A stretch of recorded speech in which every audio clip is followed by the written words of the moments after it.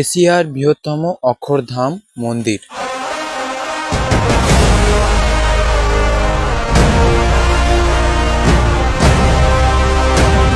আরে সাবস্ক্রাইব করতে হবে তো। হ্যালো বন্ধুরা, তো ভিডিওর প্রথমে যারা দেখে বুঝতে পারোনি তাদেরকে বলে দিই। তো এটা হচ্ছে দিল্লির অক্ষরধাম মন্দির, যেটা দিল্লিতে অবস্থিত। তো এই বছর আমরা অবিকল এই মন্দিরটি কল্যাণী A9 স্কোয়ারের এই মাঠে দেখতে পাবো। তো মাঠের ভিতরে প্রবেশ করতে আমি দেখতে পাচ্ছি অনেক বাঁশ পড়ে আছে এবং কাজ চলছে। তো এই হচ্ছে মন্দিরটা স্ট্রাকচার। কি এখনো সাবস্ক্রাইব করোনি?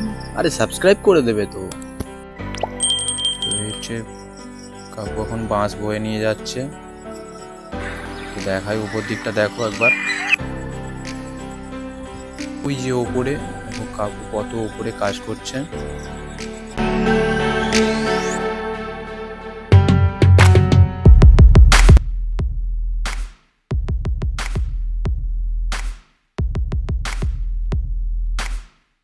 এর উচ্চতা আনুমানিক 100 ফুটের ওপরে হবে। তো চল এবার ভিতর দিকটা যাই। আরে কাকু কি করছে? ইনি এখন খুব চিন্তিত। তো কাকু কাজ করুক, আমরা এগিয়ে যাই দেখি।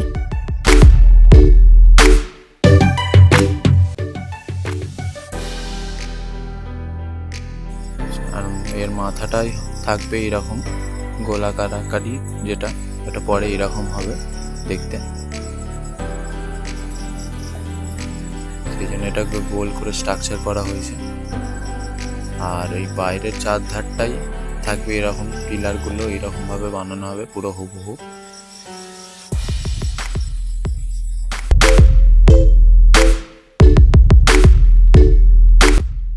তো এখানে আমি একজন মণ্ডপের পরিচালককে দেখতে পেয়েছি।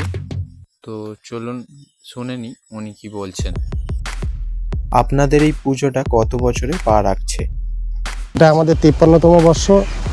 আমরা 53তম বর্ষে এবার এখানে উপস্থাপন করতে চলেছি অক্ষরধাম, দিল্লির অক্ষরধাম মন্দিরকে আমরা এখানে পুরোপুরিভাবে তুলে এনে আমরা এবার দর্শনার্থীদের জন্য উপস্থাপন করব।